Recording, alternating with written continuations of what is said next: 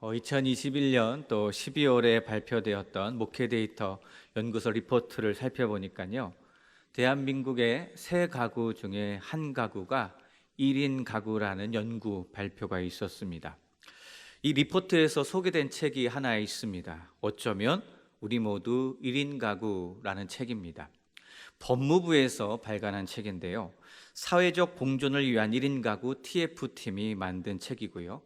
1인 가구를 위한 법률 개정 과정을 담은 책이라고 합니다.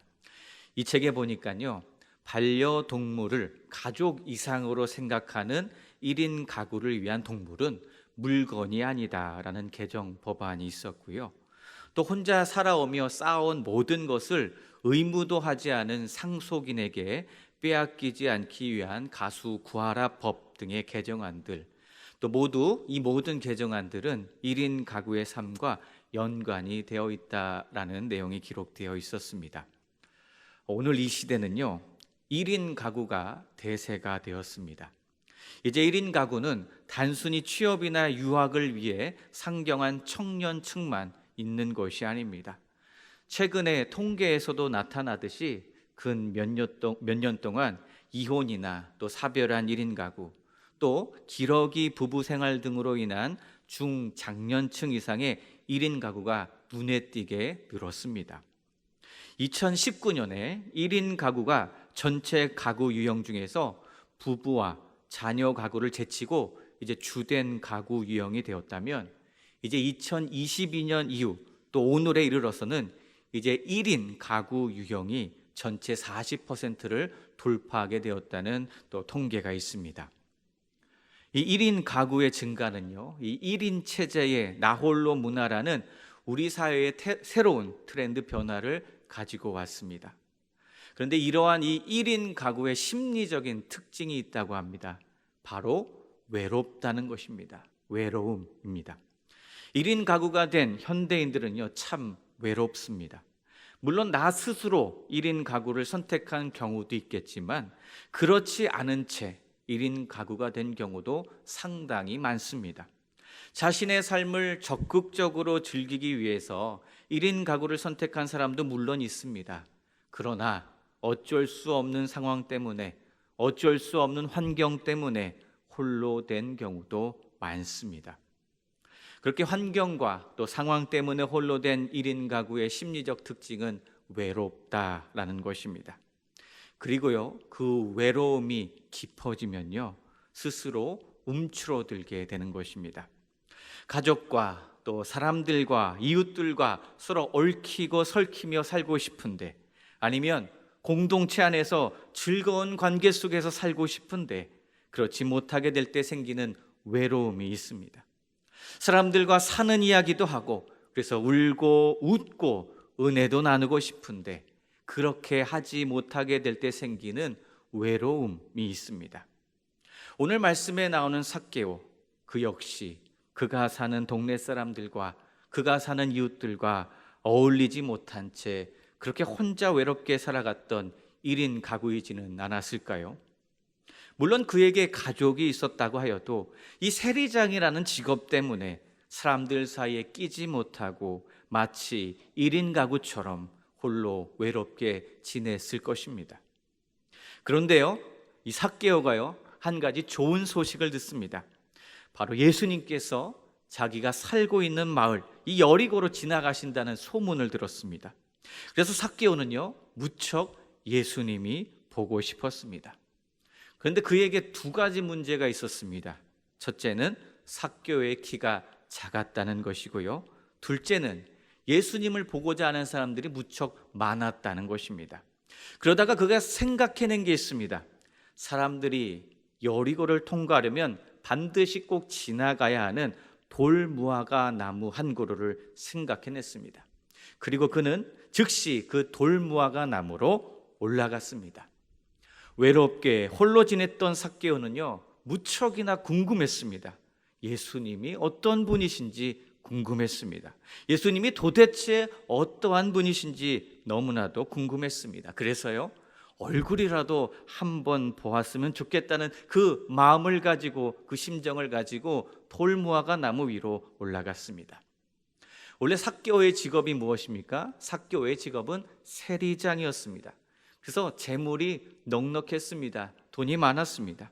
사실 그 넉넉한 재물은요, 자기 동족에게 혈세를 강요하며 착취했던 것입니다. 그로 인해 삭개오는 주변 사람들로부터 경멸의 대상이 되었습니다. 사람들로부터 소외된 채 살아갔습니다. 부자였지만 그의 인생은 참 외로웠습니다. 그런데 삭개오가 듣기로 예수님은 세리와 죄인의 친구라는 것을 들었습니다. 누가복음 7장 34절도 이렇게 증언합니다. 인자는 와서 먹고 마시매 너희 말이 보라 먹기를 탐하고 포도주를 즐기는 사람이요 세리와 죄인의 친구로다, 이런 말씀이 있습니다. 삭개오에게 예수님에 대한 동경의 마음이 있었던 것입니다. 그래서 예수님을 꼭 한번 보고 싶었습니다. 그래서 지금 삭개오는 돌 무화과 나무 위에 있습니다. 그런데요, 예수님께서 삭개오에게 점점 다가오시는 것입니다. 삭개오가 있는 쪽으로 점점 다가오시는 것입니다. 삭개오는 예수님께서 다가오실수록 점점 작아지고 있었습니다. 돌 무화과 나무에 올라가서 예수님의 얼굴은 볼 수 있었지만 차마 소리쳐서 예수님을 부르지는 못했습니다. 왜요? 사람들의 이목이 주목되는 것이 무척이나 부끄러웠기 때문입니다. 또 막상 예수님과 만난다고 생각하니까요, 차마 어떤 말을 어떤 행동을 할지 참 생각이 나지 않았고 쉽지가 않았습니다. 그런데 놀라운 일이 일어납니다. 누가복음 19장 5절에 예수께서 그곳에 이르사 쳐다보시고 이르시되 삭개오야 속히 내려오라 내가 오늘 내 집에 유하여야 하겠다 하셨습니다. 어떤 놀라운 일입니까? 예수님께서 삭개오를 먼저 불러주셨다는 것입니다. 예수님께서 삭개오를 일부러 쳐다보셨다는 말씀입니다. 그리고 삭개오의 이름을 어떻게 미래하셨는지 삭개오야라고 그의 이름을 불러주셨습니다. 삭개오에게 이제 내려오라라고 명령까지 하셨습니다. 그리고 속히 내려오라라고 말씀하셨습니다. 그리고 선포해 주시기를 바로 오늘 삭개오의 집에 머무르시겠다라고 말씀하셨습니다. 삭개오와 함께 식사를 하시겠다는 것입니다. 예수님의 이러한 놀라운 제안은 삭개오가 전혀 생각하지 못했던 제안이었습니다. 그래서 삭개오의 마음은 지금 몹시 흥분되어 있습니다. 지금까지 랍비도 그랬고 바리새인들도 그랬고 그 누구도 삭개오의 집에 가지 않았습니다. 그런데 예수님께서 삭개오의 집에 가시겠다고 하시니 삭개오가 흥분될 수밖에 없었습니다. 누가복음 19장 6절에 보니까요, 삭개오는 급히 나무에서 내려왔고 즐거워하며 예수님을 영접했다라고 말씀합니다. 삭개오는 지금 너무나도 기뻤습니다. 이전에는 그 누가 자기에게 관심이나 가져줄까 생각했던 그였습니다. 그래서 예수님도 당연히 자기가 누구인지 모를 것이라고 생각했습니다. 그런데 예수님께서 지금 삭개오의 이름을 불러주십니다. 삭개오의 집에 거하시겠다라고 말씀하십니다. 죄악으로 인해서 사람들로부터 버림받았고 그래서 외롭게만 살았던 삭개오였습니다. 그런데 지금 예수님께서 삭개오를 부르십니다. 예수님이 삭개오를 찾고 계십니다. 그리고 예수님은 삭개오가 가지고 있었던 그 문제를 해결해 주기를 원하고 계십니다. 지금까지 여리고 사람들은 삭개오를 반기지 않았습니다. 같이 교제도 하지 않았습니다. 대화도 하지 않았습니다. 그래서 무척이나 외로웠습니다. 그런데 지금 예수님 삭개오의 집에 머무르시겠다라고 말씀하십니다. 죄악으로 인해서 모든 관계가 깨어져 버린 삭개오와 함께 하시겠다라고 말씀하십니다. 삭개오는요, 세리장이라는 직업을 가졌습니다. 그래서 세리장이라서 잘못된 목표를 가지고 살았던 것입니다. 그래서 삭개오는 참담한 결과와 문제 속에서 살아갔습니다. 그러한 삭개오의 삶에 우리 예수님께서 친히 들어와 주셨고 이제 친히 참여해 주십니다. 깨어진 관계들 이제 회복해 주시고자 하십니다. 그렇게 예수님은요, 삭개오에게 인생의 진정한 의미를 가르쳐 주시고자 하십니다. 인생의 진정한 목표가 무엇이고 진정한 행복이 무엇인지를 가르쳐 주십니다. 그리고 진정한 하나님 아버지의 사랑을 가르쳐 주시는 것입니다. 하나님은 이렇게 삭개오와 같이 잃어버린 자를 찾으시기 위하여 이 땅에 예수 그리스도를 보내주셨습니다. 오늘의 한생명 초청잔치도 이러한 이유 때문에 시작된 것입니다. 잃어버린 자를 찾으시는 주님의 마음 때문에 시작된 일입니다.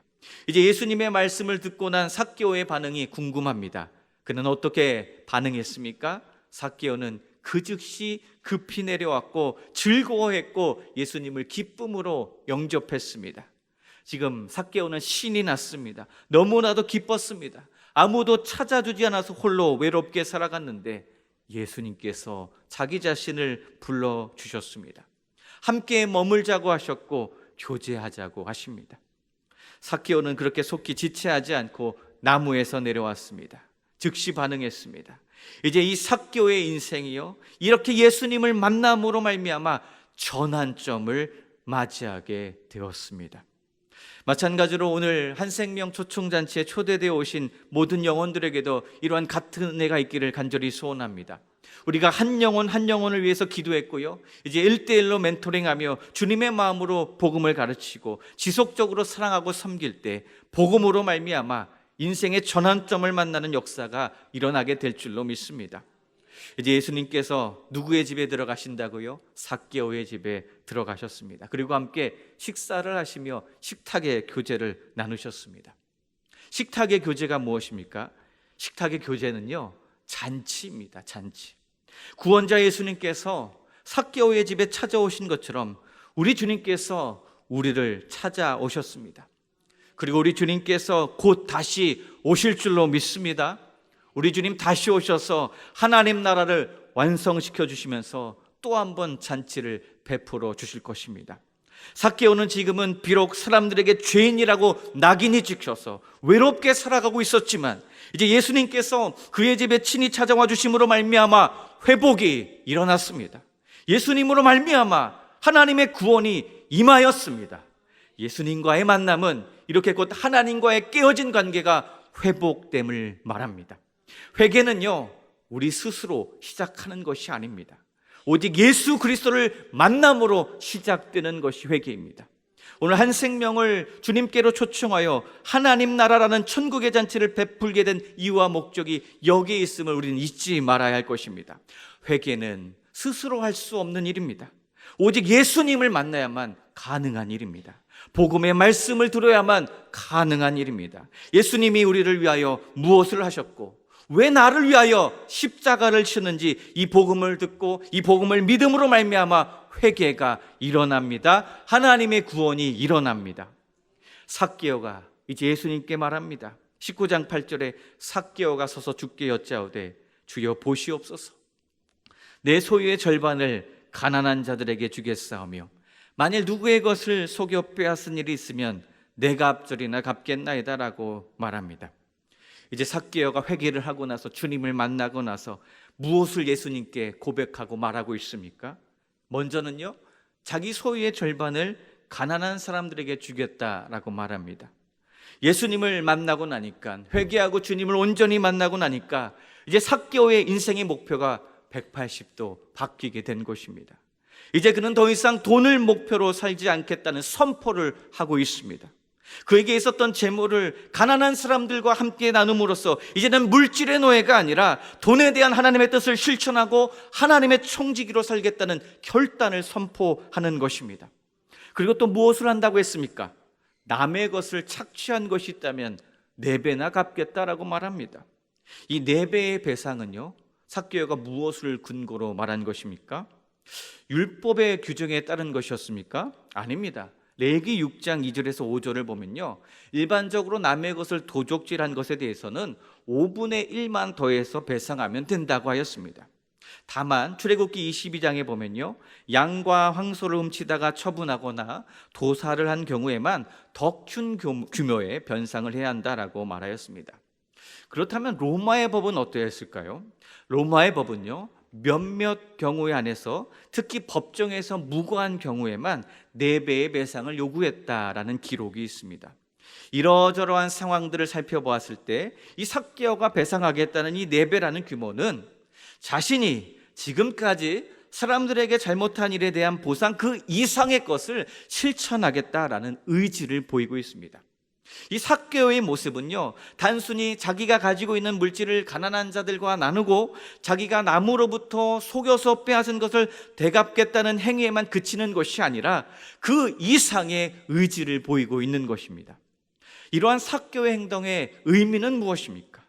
이제 그가 속하였던 공동체, 그가 속하였던 이웃들과 지금까지는 따돌림도 당하였고 소외도 당해서 참 외로웠는데 이제 예수님을 만남으로 말미암아 하나님 나라의 공동체 구성으로 이제 적극적으로 회복을 실천하겠다는 의지를 보여주고 있는 것입니다. 이러한 모습은요, 삭개오가 진정으로 예수님을 구주로 만났기 때문에 있었던 변화인 것입니다. 삭개오는 예수님을 진심으로 진정으로 만난 것입니다. 그리고 주 예수 그리스도 앞에서 참된 회개를 했던 것입니다. 따돌림 당하였고 그래서 참 외로웠던 삭개오가 이제 예수님을 만난 이후로 이 하나님의 백성 공동체 안으로 들어오게 된 것입니다. 그리고 삭개오는 이제 적극적으로 회복의 삶을 실천하는 것입니다. 삭개오는 의지를 보이고 있습니다. 이것이야말로 진정으로 예수님을 만난 성도의 모습입니다. 삭개오는 예수님을 진심으로 진정으로 만났기 때문에 이렇게 참된 회개를 할 수 있었습니다. 하나님과의 관계 회복뿐만 아니라 이제는 내 이웃과 관계도 회복하고자 적극적으로 나서게 된 것입니다. 삭개오는 결단했습니다. 이제 사람들의 조롱과 비난으로 인하여 외롭게 살아가는 그 인생이 아니라 이제는 적극적으로 우리 이웃들과 여리고 사람들과 화목하기를 원한 것입니다. 그 사람들과 교제하겠다는 것입니다. 그 사람들과 삶을 나누고 싶다는 그런 사람이 되겠다고 결단했던 것입니다. 가진 재산을 다 팔아서 가난한 자를 돕겠다 말했고요. 도움이 필요한 사람들에게는 이제 긍휼과 사랑을 베푸는 사람으로 변화되었습니다. 이전에는 죄인으로 살았습니다. 그러나 예수님을 만나고 나서 이제는 하나님께서 원하시는 일, 하나님께서 기뻐하시는 그 선한 일을 행하고자 결단했습니다. 이것이 바로 돌이킴이요, 이것이 바로 회개입니다. 회개는 이전에 자신의 삶을, 이전에 자신을 위하여 살던 삶에서 돌아서는 것, 돌이키는 것입니다. 그리고 이제는 하나님을 위해서 하나님께서 원하시는 삶을 살아가는 것입니다. 이러한 마음의 변화 어떻게 일어날까요? 예수님을 만나야지만 일어나게 되는 것입니다. 예수님을 만난 삭개오가 이렇게 변화되었습니다. 예수님께서 이 장면을 바라보셨습니다. 이 장면을 보셨습니다. 삭개오가 변화된 이 모습을 보셨습니다. 그리고 그 삭개오에게 맺어진 열매를 보셨습니다. 이제 주님께서 삭개오에게 이렇게 말씀하십니다. 삭개오야, 너 역시 아브라함의 자손이다. 아브라함에게 약속한 하나님의 나라에 속한 너도 그 백성이다. 삭개오야, 너도 천국을 유업으로 얻는 자이다. 그러니 내가 선포하노라, 오늘 이 집의 구원이 이르렀다. 이미 이 집의 구원이 임하였다라고 우리 주님께서 선언하여 주십니다.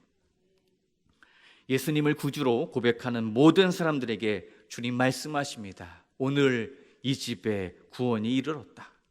이 사람도 이 영혼도 아브라함의 자손이로다라고 말씀해 주십니다. 오늘 예수님께서 삭개오를 찾으셨던 것처럼 오늘도 우리 주님 한 영혼 한 영혼을 찾고 계십니다. 오늘 한 생명 초청잔치에 초청되어진 이 한 영혼 우리 주님께서 찾으셨던 영혼인 줄로 믿습니다.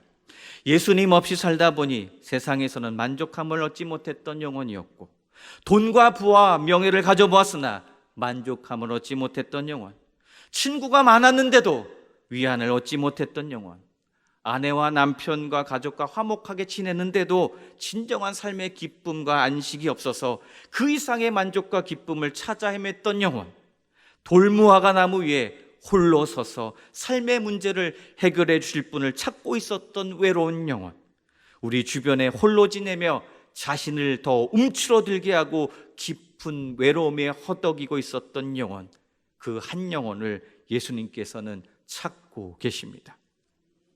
그 영혼을 바라보시면서 주님 말씀하시길 속히 내려오라. 속히 그 외로움에서 내려오라. 내가 오늘 너의 집에 유하여야 하겠다. 주님을 만나면 변화가 일어납니다. 삶의 변화가 일어납니다. 삭개오처럼 변화가 일어납니다. 나 자신을 위해 살았던 인생이었고 물질의 노예가 되어 살았던 인생이었는데 이제는 주님을, 예수님을 주인으로 모시고 사는 인생으로 변화됩니다. 죄로 인하여 가로막혔던 우리들의 삶을 우리 주님께서 회복시켜 주십니다. 구원 얻은 자 되게 하십니다. 이제 결단하시기 바랍니다.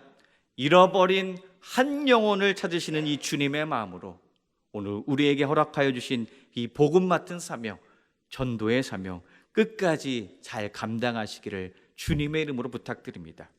예수님께서 잃어버린 사람들을 찾아 구원하는 것이 주님의 주된 관심사였음을 기억하시면서 어둠 속에서 외로워하는 영혼들을 찾아가 주님께로 인도하는 이 복음 맡은 사명 끝까지 잘 감당하시기 바랍니다. 우리에게 허락하신 한 영혼을 위한 복음 맡은 사명, 전도의 사명을 주님 다시 오시는 그날까지 끝까지 잘 감당하시고 승리하시기를 주님의 이름으로 간절히 소원합니다. 요한복음 9장 4절의 말씀입니다.